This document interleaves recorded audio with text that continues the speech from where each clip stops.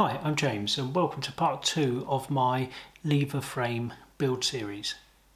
Now, I'm going to chuck a disclaimer out there right from the word go that a month ago I knew nothing about what I'm about to speak about today. So if you're about to take a signalling exam, please do not use this video for a bit of last minute revision. This video is purely for people who perhaps know less than me, which is probably not very many. I suspect the vast majority of people watching this video know considerably more than me. So if I make any errors or omissions, then do please let me know in the comments, and I think everyone would benefit from your wisdom. That said, I'm going to demonstrate a piece of apparatus which in itself is quite interesting. So even if I clumsily get a few bits wrong, I think it will be an interesting watch. So, thank you very much for watching. Let's get started.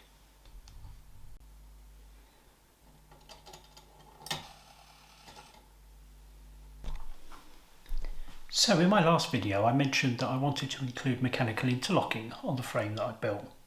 And a good friend Luke, who is a signaller, has lent me this wonderful little frame which has interlocking included. And in this video we're going to have a little play with it, see if we can understand how it works, and I'll try and run through how I'm going to apply some of what I've learned from it to my ambitions for Bexhill West. So let's get into it.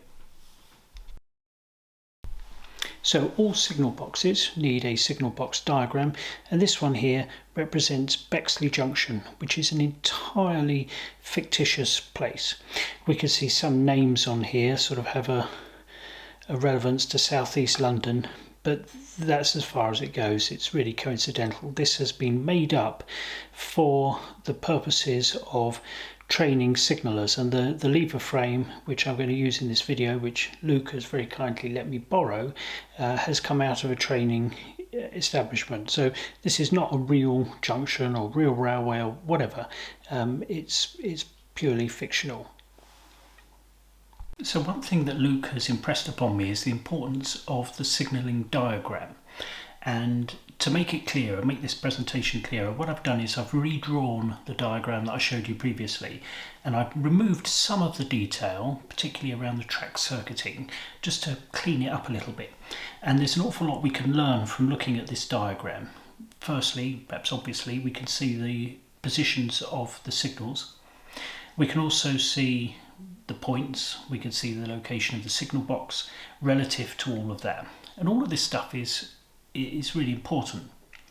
Now the signal diagram shows everything when the levers are in the normal position.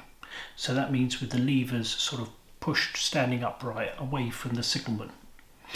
And that's particularly important. We can see all the signals are at danger, and if we have a look at the points, we can see the position they would be set at when the levers are at normal. So for example, if we look at the little crossover from the down main line to the down sidings, we can see that normally those would be set in the straight ahead position. So the down main has priority, if you like. Now an interesting one to note is number 9. If we have a look at that, normally that would be set so that the up branch is normally connected to the up main. So a train coming, for example, from Albany Park to Crayford, it would be necessary to reverse that lever to pull that one forward to set the points there straight. Now the other interesting set of points is number 10, and you'll see there's a little sort of upside down cross attached to it, and a number 11. Now that one has a facing point lock, and the facing point lever is number 11. So in order to reverse that point, we must first unlock it, and we'll get into all of that in a bit more detail in a minute. Now one other thing that I'll mention that's quite interesting is if we have a look at number 1 and number 8, we can see that those signals are colour light signals. The semaphore ones are fairly easy to understand, but the colour light symbols are a little bit more unusual. Now that's quite important to note, because where a signal has been upgraded from a mechanical system to an electrical one, there's less effort required to pull the lever in the signal box. So it's standard practice to cut the tops of those levers down a little bit so that the signalman can immediately, when he grabs the lever, he knows that he won't need to yank it quite as hard and fall over when he pulls the lever, which for an electrical one is just operating a switch. There's no sort of mechanical heave required, and so you'll see that on the frame that some of the levers are cut down a little bit. So that's interesting to bear in mind, and we might come back to that a little bit later on. So let's begin by having a little go at sending a train from Albany Park to Crayford, and we'll look at what needs to be done on the lever frame in order to achieve that. And we'll look at the locking system as well and how that works.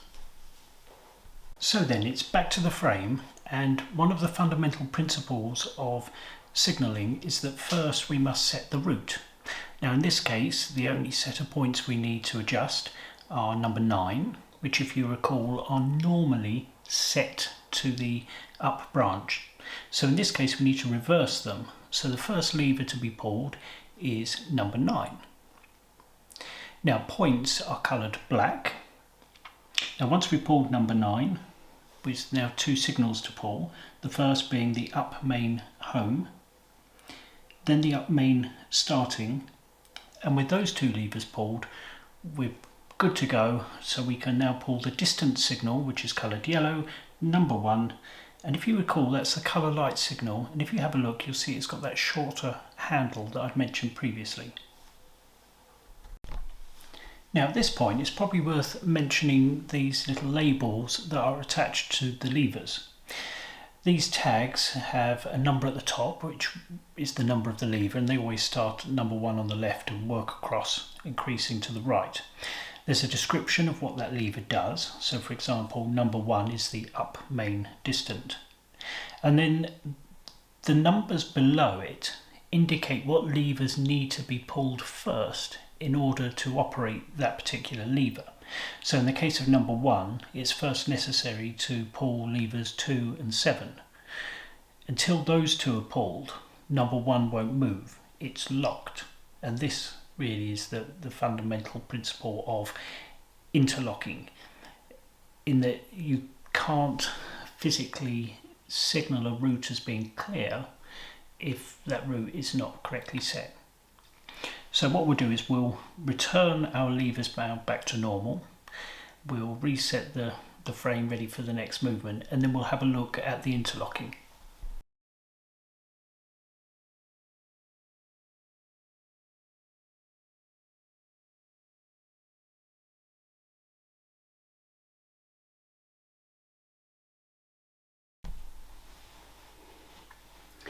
So here we are, I've taken the wooden cover off of the frame and we can see the levers and we can see the locking tray at the back. Now if I move the levers, hopefully you can see this bar here moving back and forth. Now that's called a tappet, and there's a tappet on each lever, and between the tappets are little sliding blocks or locks, sometimes called dogs. So what I'll do is I'll set the camera up above and we can see what the effect of these dogs is as we perform that same movement of running the train on the up line.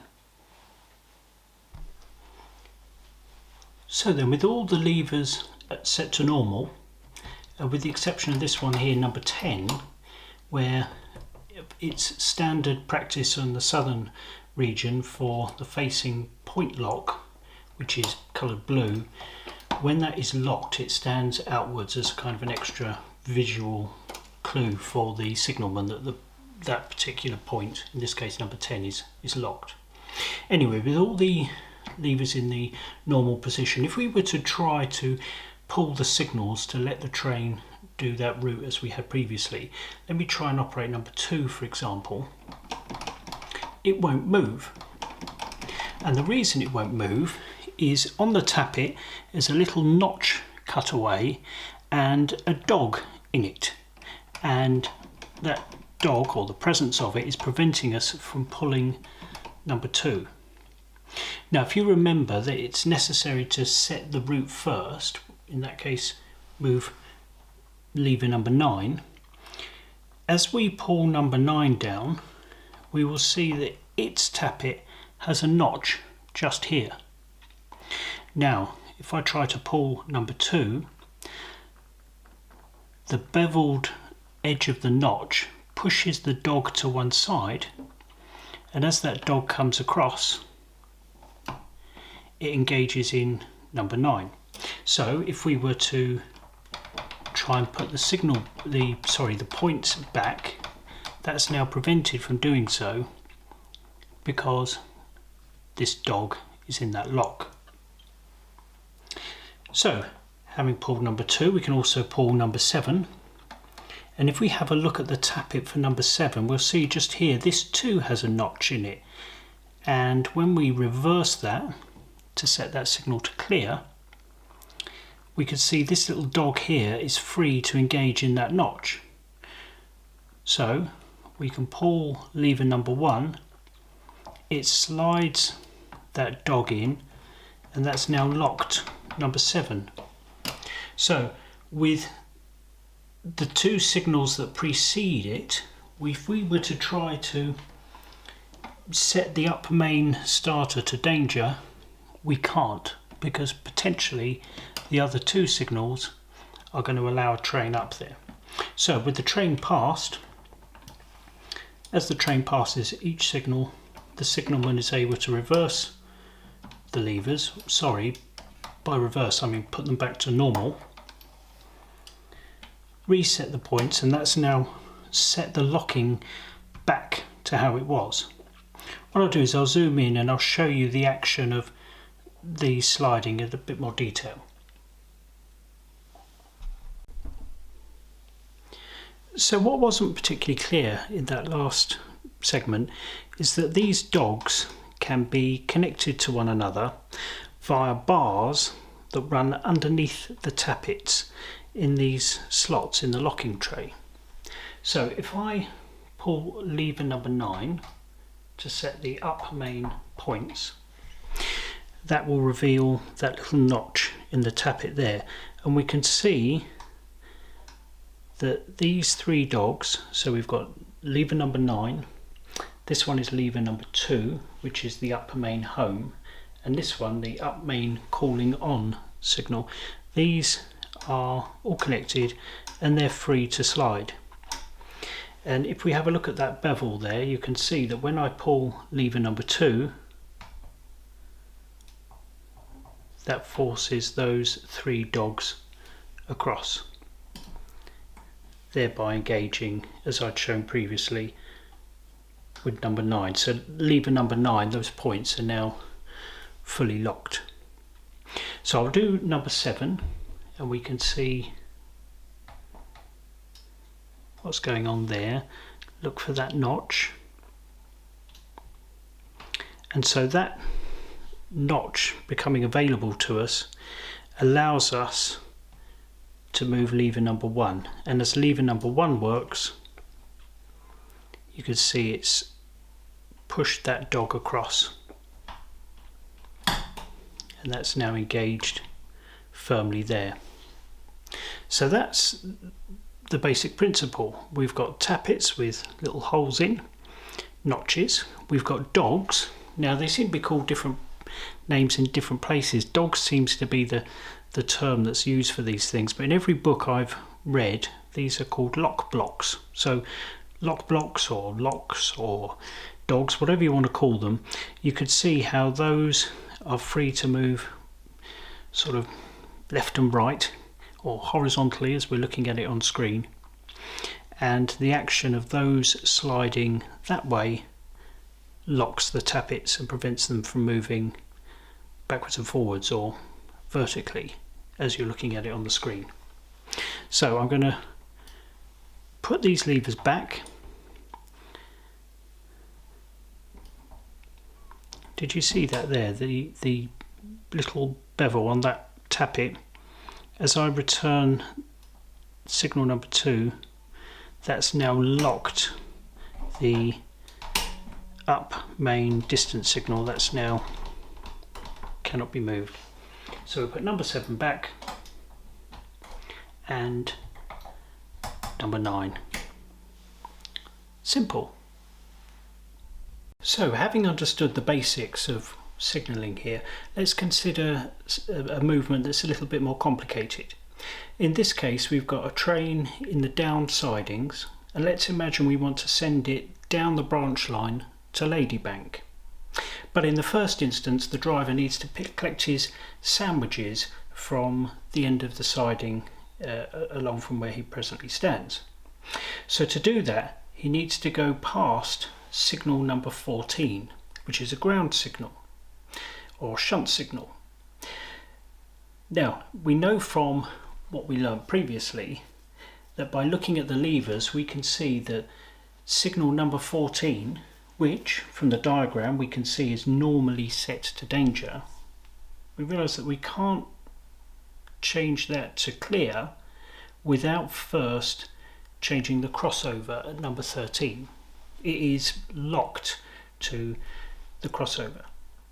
But of course, if we set the crossover, then the train's going to reach the down main and will avoid the sandwiches. So in this case, the shunt signal is yellow. If we look at the diagram, we can see it's 14Y. And a yellow ground signal can be passed at danger if the driver has a clear view of the line ahead and where he's going.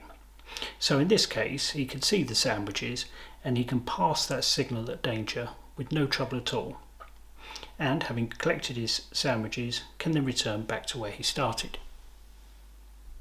So at this point, the route to the down main can be set by pulling lever number 13 to reverse the crossover, and then lever 14 to clear the shunt signal, and the train can pass onto the down main, making sure it stops before signal 19 and certainly within sight of the shunt signal number 12. So with that movement complete, signal 14 can be returned to danger and points number 13 can be returned to how they were. At that point, the crossover number 15 can be pulled and the train can move to the up main line and stop by the shunt signal number 16. So with that movement completed, all we now need to do is set the route and signals for the down branch to Ladybank. Now the crossover at 15 is set as it was from our last movement. So the next one we want to move is the points, the down branch points on lever 10. But we find we can't move those because they're locked by the facing point lock on number 11. Now the purpose of the facing point lock is to sort of prevent any accidents for passenger trains at speed. So what we do is we put the lever back to normal, which in the southern region would unlock it. We can now bring lever number 10 into the reversed position, which will set the diverging route for the down branch, remembering to bring the facing point lock back on so that that lever cannot be accidentally reversed. And with the route set, we can now pull lever number 16, which is our shunt signal, and the train is now free to pass onto the down branch to Ladybank. Of course, it will have to stop at the down branch advanced starter number 17, so as we've no need for it to, we might as well set that one to clear as well. And then as the train goes about its business, we can reset the signals as it passes, and when the signals have been set back to danger, we can then reset the route back to our starting position, remembering to unlock the facing point lock before putting it back on. And so the frame is now back to normal, ready for our next movement. Now, before I move on and explain the relevance of everything I've just shown you to my own project, I wanted to draw your attention to this. Now, this is the original drawing that Luke had kindly supplied with the frame when he lent it to me. And you can see that there are the tracks are coloured. There's different coloured sections, and each coloured section has this sort of pill-shaped element within it. Well, the coloured sections refer to track circuits, and that's where current is passed through the rails, and the axles of the train short that current out, and the effect of which is to illuminate little lights on the tracks. Now, in one sense, that's really helpful because the signalman can see where the trains are, which might be more relevant if they're out of sight of the signal box. But these track circuits enable this frame to do something else which is really quite interesting, and again another wonderful piece of engineering, and I'll just show it to you because it is relevant to what I'm going to do for Bexhill West. So if I remove the cover of this thing, we can see there's a load of wires and switches in here, and all of this is connected to the track circuits that I just mentioned.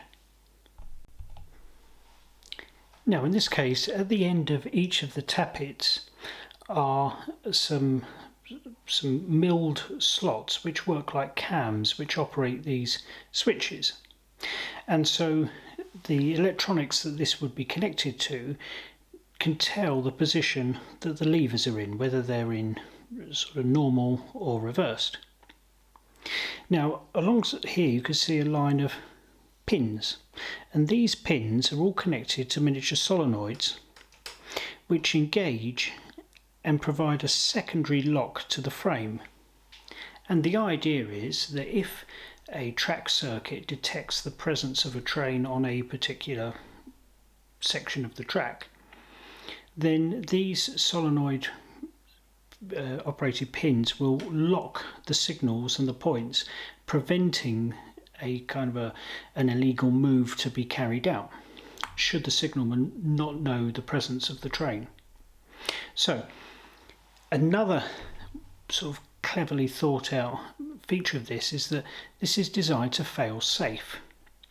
So as this unit currently stands, with no power running through it at all, it assumes that all the track circuits are live and all of these pins are dropped down, and so the levers themselves are all locked. And if I try to pull this lever here, you might just be able to see that pin wobbling where I'm trying to gently pull the lever past it.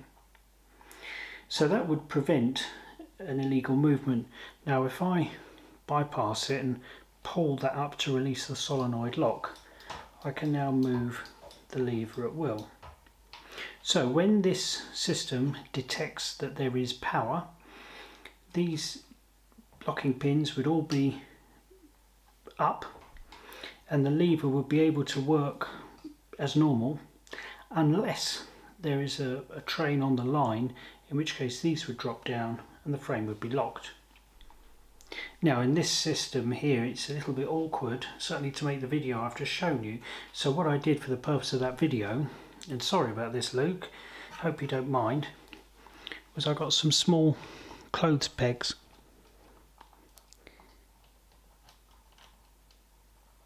and I actually used the clothes pegs to hold all of those solenoids up because there's no electrics connected to this, and so by doing so I was able to then move the levers comfortably. Anyway, I just thought I'd show you that because that's a nice extra little feature of this particular piece of apparatus. Now it's my intention to finish this video with a second half where I'd look at how what I've learnt will be applied to my model and show some of the gadgets that I've come up with that will enable me to hopefully recreate a realistic signalling operation for Bexhill West. But I think this video is long enough as it is, so I'll save that for part 3 of this kind of mini series, and that will be out in a couple of weeks' time. So with that said, thank you very much for watching, and I'll see you next time. Cheerio.